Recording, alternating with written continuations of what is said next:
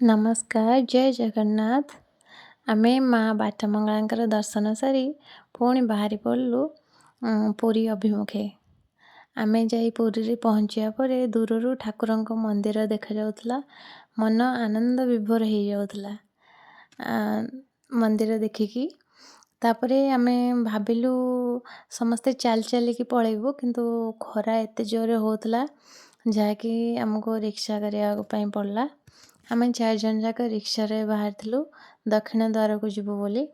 କାରଣ ମୁଁ ପ୍ରଥମ ଥର ପାଇଁ ଦକ୍ଷିଣ ଦ୍ୱାର ପଟେ ଠାକୁରଙ୍କୁ ଦର୍ଶନ କରିବାକୁ ଯାଉଥିଲି। ଦେଇ, ଦୀପି, ଗୁଡ଼ି ଏମାନେ ତ ପ୍ରଥମରୁ କେତେ ଥର ଯାଇଥିଲେ।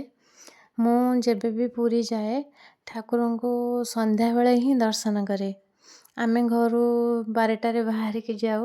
ପ୍ରଧାନ ବାବୁଙ୍କର ଥାଏ ଯେ 12ଟାରେ ଆମେ ଘରୁ ବାହାରିକି ଯିବୁ।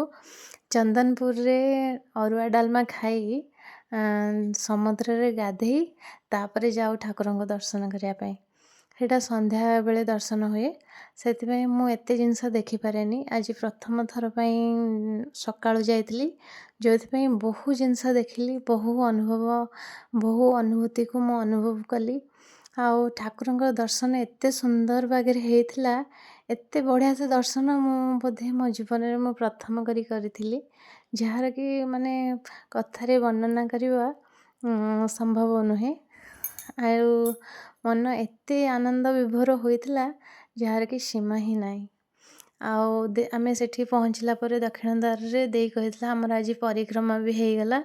ଆମେ ତାପରେ ଫୋନ୍ ଥୋଇ ଠାକୁରଙ୍କ ଦର୍ଶନ କରିବା ପାଇଁକି ଭିତରକୁ ଯିବା ପାଇଁ ସମସ୍ତେ ବାହାରି ପଡ଼ିଥିଲୁ।